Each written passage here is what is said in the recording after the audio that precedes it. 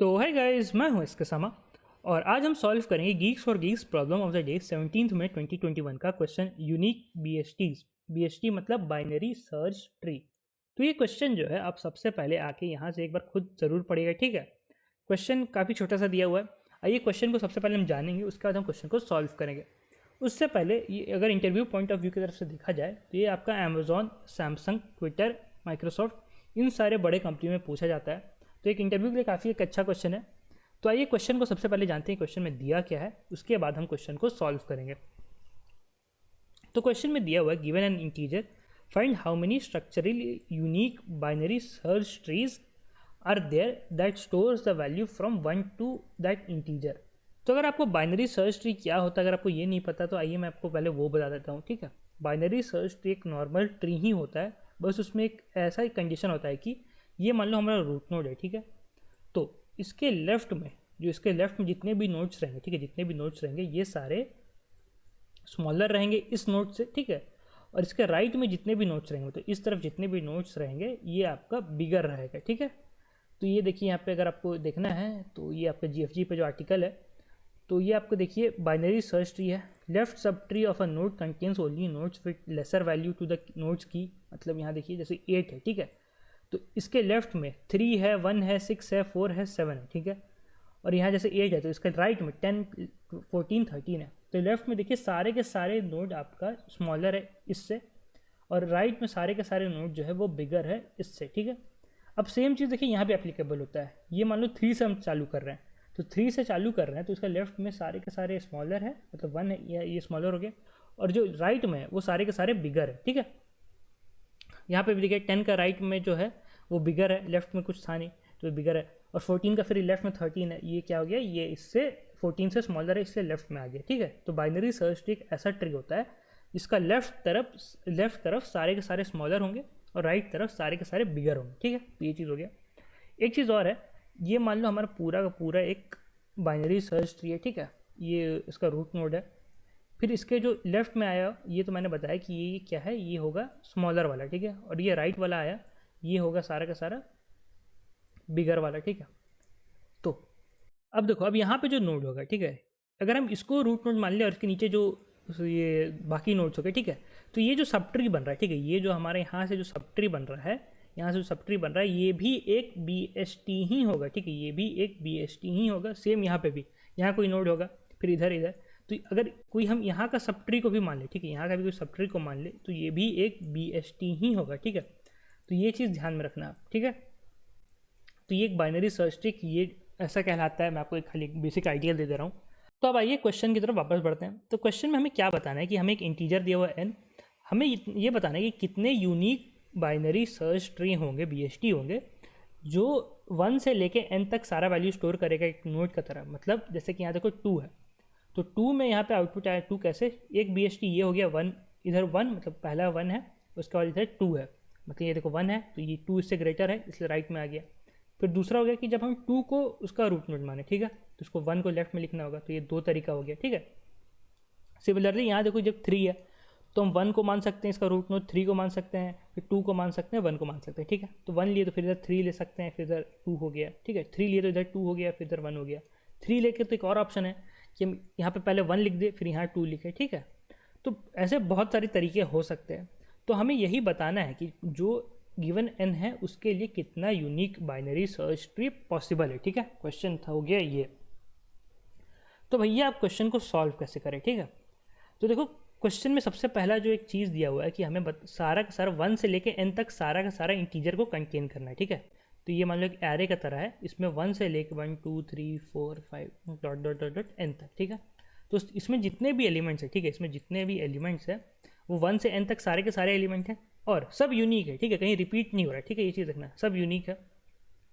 तो ये तो हो गया पहला एक ऑब्जर्वेशन क्वेश्चन का। अब देखो मान लो कोई क्वेश्चन है, ठीक है, तो हम उसका रूट नोड किसको ले सकते हैं। अगर हम कोई ट्री बना रहे हैं, ठीक है, अगर हम कोई ट्री बना रहे हैं तो इसका जो कोई सबसे पहला नोड लेना होगा स्टार्टिंग के लिए, तो इसको हम क्या ले सकते हैं। तो इसको हम जो पूरा हमारा जो एरे दिया हुआ है इसमें से हम कुछ भी ले सकते हैं, मतलब कि 1 हो गया, 2 हो गया, यहाँ पे 1 लिख सकते हैं, या फिर 2 लिख सकते हैं, या फिर 3 लिख सकते हैं, या फिर 4 लिख सकते हैं, या 5 लिख सकते हैं, 6 लिख सकते हैं, कुछ भी हम लिख सकते हैं 1 से लेके n तक, ठीक है। तो हर ट्री, ठीक है, हर ट्री अगर वो 1 से चालू हो रहा है 2 से चालू हो रहा है, अगर 1 लिए उसका 2 लिए तो ये दोनों एक यूनिक हो गया, ठीक है। फिर मान लो 3 लिए तो फिर ये भी यूनिक हो गया, फिर 4 लिए तो ये भी यूनिक हो गया, ठीक है। तो मतलब हमें हर नोड को, ठीक है, हर नोड को हमें उस सबसे पहले एक रूट नोड बना के चेक करना है कि उसमें कितना आ रहा है, ठीक है। मान लो हम लिए अगर 1, ठीक है, अगर 1 से हम यहाँ पे स्टार्ट किए तो इससे मान लो x यूनिक BST आया, ठीक है। उसका मान लो हम लिए 2 तो इसमें y यूनिक BST आया, ठीक है। उसमें उसका 3 लिए तो इसमें मान लो z यूनिक BST आया। तो हमारा टोटल यूनिक कितना हो जाएगा BST, टोटल यूनिक BST हो जाएगा आपका x plus y plus z plus dot dot dot dot, जितने भी हम सारे के सारे नंबर उतने हो जाएंगे, ठीक है।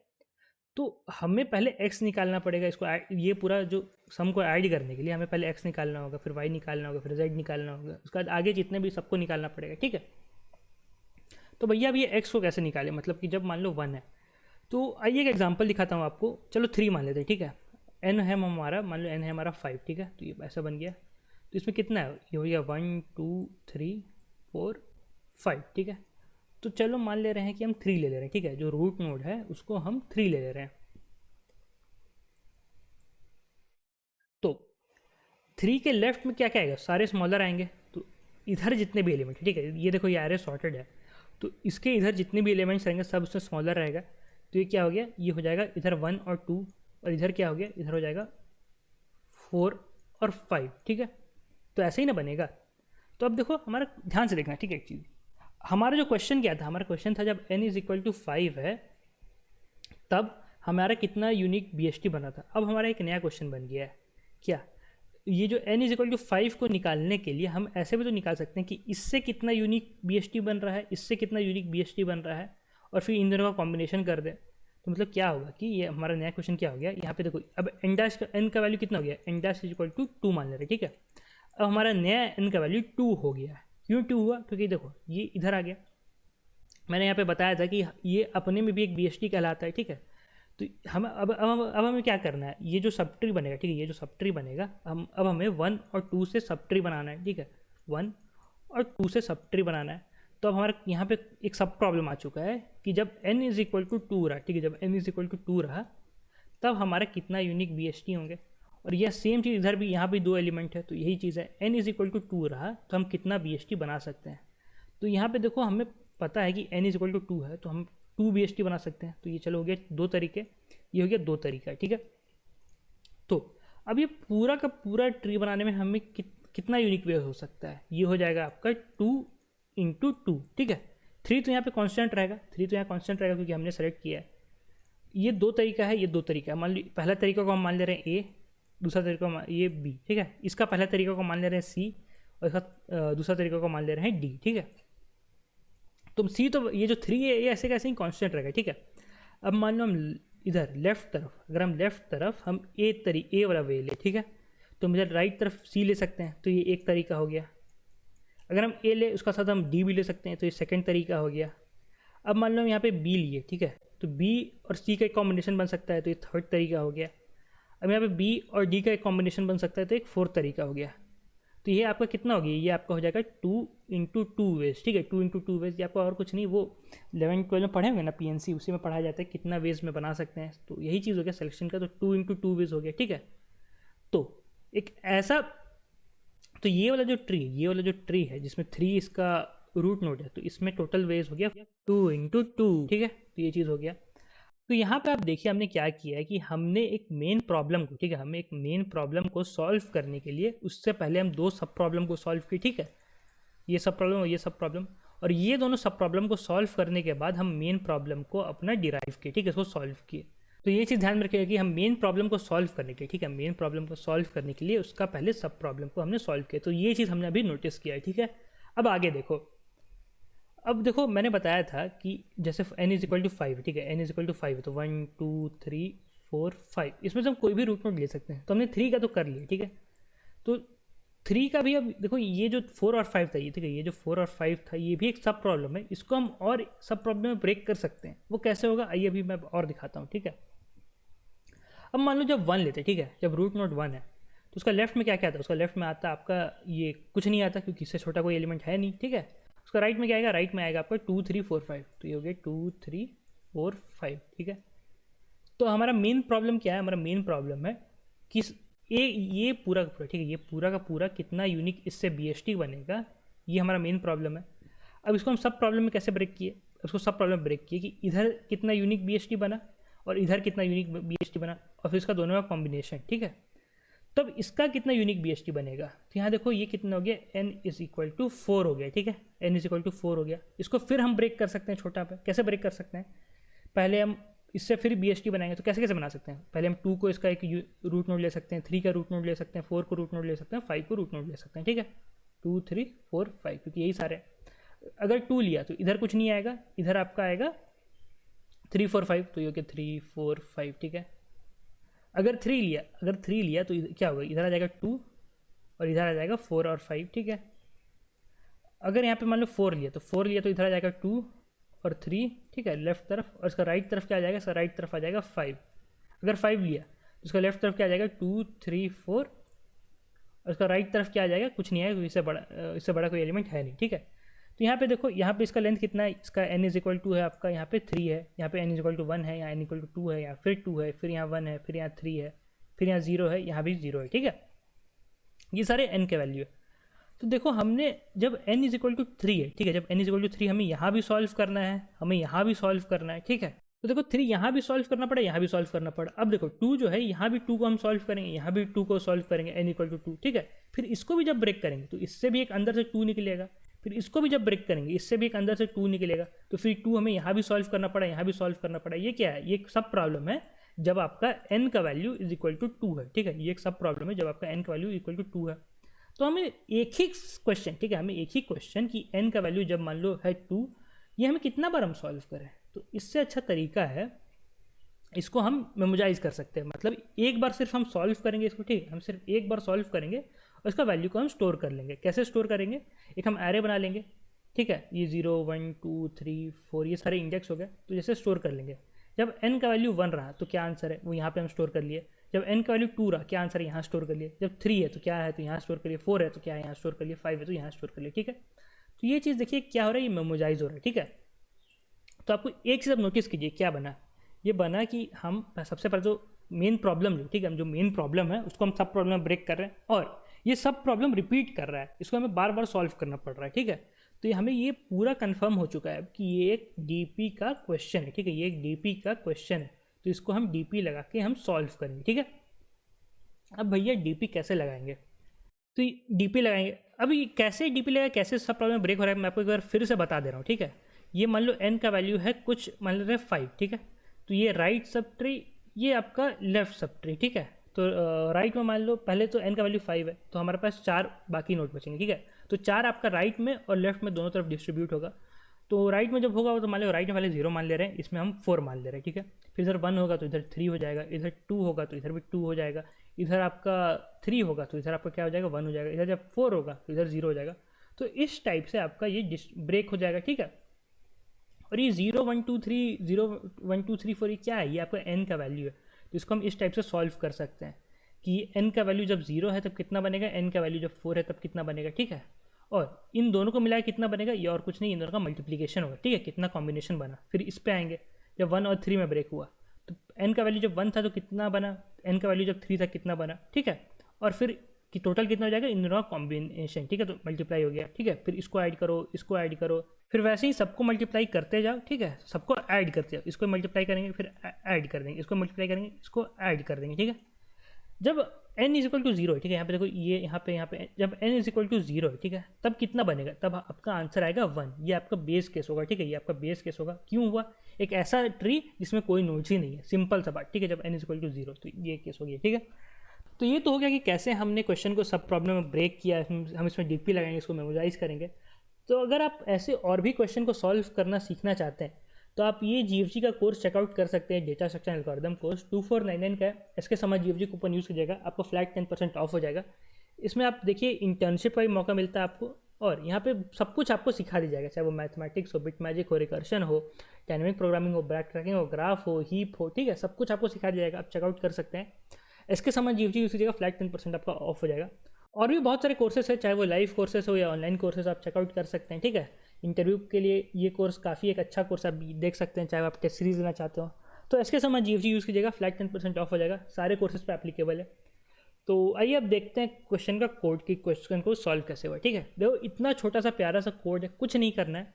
यहाँ पे हमने क्या किया है कि हमने एक DP का एक एरे बना लिया है जो मैंने बताया कि मेमोराइज करने के लिए होगा। ठीक है, तो ये किस लिए बना है, ये आपका मेमोराइज करने के लिए बना है। ठीक है, यहाँ पे बेस केस जो मैंने बताया DP ऑफ 0 कि जब 0 रहेगा, ठीक है, जब n का वैल्यू 0 रहेगा तो ये आपका 1 हो जाएगा। ठीक है, तो ये एरे में स्टोर क्या करेगा, ये स्टोर करेगा DP ऑफ i। ठीक है, क्या स्टोर करेगा, ये स्टोर करेगा when value of n is equal to i। ठीक है, ये स्टोर करेगा when value of n is equal to i number of unique BSTs। ठीक है, तो ये चीज़ स्टोर करेगा when value of n is equal to i number of unique BSTs। तो यही चीज़ है। तो अब देखो यहाँ पे लूप में क्या काम होगा, हम सारा का सारा n सेलेक्ट करें, पहले n इज इक्वल टू 1, फिर n equal to 2, n equal to 3, n equal to 4, n equal to 5। ठीक है, तो जैसे कोई भी अगर n है, ठीक है, अगर n मान लो है हमारा 10, तो उसको सॉल्व करने के लिए हमें 1 से लेकर 9 तक का सारा वैल्यू हमें पता रहना चाहिए, तभी वो बनेगा। ठीक है, तो इसीलिए हम पहले क्या कर रहे हैं, 1 से लेके n तक जा रहे हैं। ठीक है, 1 से लेके n तक जा रहे हैं, पहले हमें 1 का पता चल जाएगा जब n1 होगा, फिर जब n2 होगा, फिर जब n3 होगा, जब n4 होगा, जब n5 होगा। ठीक है, तो वही हम कर रहे हैं, सेलेक्टिंग n कर रहे हैं कि n का वैल्यू हम कितना है। अब देखो ये हमने इनिशियलाइज कर दिया कि DP of i is equal to 0, पहले 0 कर दिया, अब यहाँ पे उसको सम कर देंगे। ठीक है, उसका जो है वो निकालेंगे हम। अब यहाँ पे हम क्या सेलेक्ट कर रहे हैं, हम अपना रूट नोड सेलेक्ट कर रहे हैं। ठीक है, जब j इज इक्वल टू 1 है, फिर जब j इक्वल टू 2 होगा, जब 3 होगा, जब 4 होगा, जब 5 होगा। ठीक है, तो तब कितना बनेगा, यहाँ पे हम j सेलेक्ट कर रहे हैं। ठीक है, तो देखो पहले लूप में क्या हुआ, हमारा ये एरे है, n का वैल्यू है हमारा 10। ठीक है, तो 1 2 3 4 5 6 7 8 9 10। ठीक है, तो सबसे पहले हम क्या करें कि n का वैल्यू जब 1 रहेगा तब कितना होगा, जब 2 रहेगा तब कितना होगा, 3 रहेगा तब कितना होगा, 4 रहेगा तब कितना होगा। हम बॉटम अप में जा रहे हैं, जब छोटा से बड़ा जा रहे हैं। ठीक है, तो ये हम कर रहे हैं। अब मान लो n का वैल्यू जब 3 है, कि इसमें मतलब टोटल हमारे पास 3 एलिमेंट है, मतलब 1 2 और 3। तो इसको अब निकालने के लिए हमें सारा बनाना पड़ेगा। तो पहले इसको रूट नोड सेलेक्ट करेंगे, फिर इसको रूट नोड सेलेक्ट करेंगे, इसको रूट नोड सेलेक्ट करेंगे। ये काम हो रहा है हमारा j लूप में। ठीक है, ये काम हो रहा है हमारा j लूप में, और ये हो रहा है हमारा i का काम। ठीक है, तो ये j लूप में यही काम हो रहा है। ठीक है, और यहाँ निकालने के लिए DP ऑफ i क्या हो रहा है, DP of i plus DP of j minus 1 into DP of i minus j। तो j माइनस 1 हो गया आपका लेफ्ट सब ट्री का, ठीक है, जो इस तरफ का है, और i माइनस j हो गया आपका राइट सब ट्री का क्या हो रहा है। ठीक है, और यहाँ क्वेश्चन में दिया हुआ है कि हमें जो आंसर देना है वो मॉड्यूलो करके देना है, इतना 10 का पावर 9 + 7। तो ये यही चीज़ हो रहा है, यहाँ पे मॉड्यूलो करके रखते जा रहे हैं। और यहाँ पे लास्ट में हम रिटर्न कर दे रहे DP ऑफ n, मतलब जो DP ऑफ n, हमारा मेन क्वेश्चन तो यही था ना कि जब n का वैल्यू ये कैपिटल N के बराबर हो। ठीक है, जब n का वैल्यू कैपिटल N के बराबर हो तब कितना होगा, तो यही चीज़ हम रिटर्न कर रहे हैं, DP ऑफ n रिटर्न कर दिए। यहाँ इंट क्यों लिखें, क्योंकि यहाँ देखो हमने क्या लिया था, लॉन्ग लिया था, तो इसलिए सिर्फ इसको इंट पे करके हम उसको रिटर्न कर दे रहे। ठीक है, तो यही क्वेश्चन था। तो आज के वीडियो में तो इतना ही, तब तक धन्यवाद, ध्यान रखिए, सेफ रहे, मिलते हैं वीडियो में, bye bye.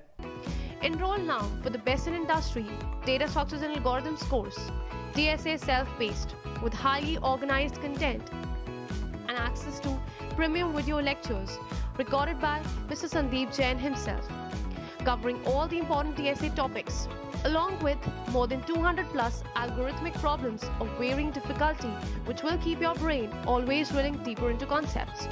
And don't worry if your code lets you down sometimes. A customized hint section is always there to help. Evaluate yourself with the periodic contests and become the DSA expert these companies want. Take charge now and make DSA your biggest strength with us.